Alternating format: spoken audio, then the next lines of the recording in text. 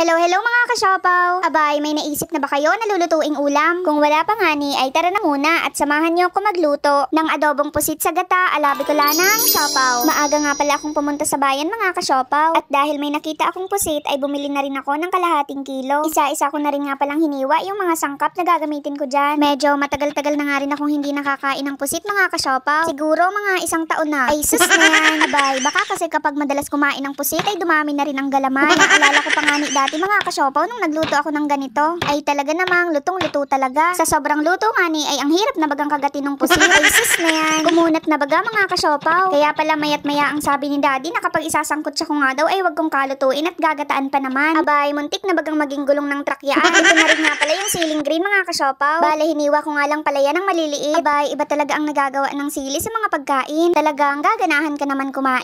Kaya bumili na kayo mga kasiopaw ng chili garlic oil na gawa ko. Ay sus na yan at pinagbilhan pa nga ni. Ito na rin nga pala yung nyog na pinakayod ko kay siya may sa tindahan. Salamat nga ni sa dikuryente na kayo ran at hindi na baga maralaki ang braso ko sa pagkudkod dyan. Ay sus na yan. At dahil dito tayo magluluto sa labas ay nagpaamak na rin ako dyan. Naglagay na rin nga ni ako ng tulog na mantika dito sa kawali. At syempre, iginisa ko na rin itong luya, bawang at sibuyas. Ang bango talaga kapag nagigisa ng ganito. Nung okay na rin nga yan ay sunod ko na rin inilagay itong mga pusit. Naglagay na rin nga ako dyan ng toyo, durog na paminta at ng seasoning. Abay, kung magluluto rin nga kayo ng ganito mga kasiopaw ay kayo na lang po ang bahalang mag-adjust ng timpla depende sa inyong panlasa. Sunod ko na rin nga pala dyang inilagay itong gata. Dinamihan ko na nga pala ng gata yan mga kasiopaw. Ay sabi kasi ni daddy ay mas masarap daw yan kapag maraming sabaw. At syempre, para mas lalong ganahang kumain ay inilagay ko na rin itong mga siling green. Ay bakit baga may naririnig akong tutubi dito sa taas? Ay sus na yan. Naalala ko pa nga ni dati mga kasiopaw. Kala ko baga ay pag may nadaan na helikopter ay nahulog ng pera. Abay, sa panaginip lang pala yun ang nangyayari. Ay bayain na nga ni iyan. Tara na dito at maghain at nakakagutom na rin. Saktong-sakto nga yung pagkakaluto ko sa pusit mga kasiopaw. Hindi hilaw pero syempre hindi rin ganun kakunat. At dahil luto na rin naman ay ito na nga pala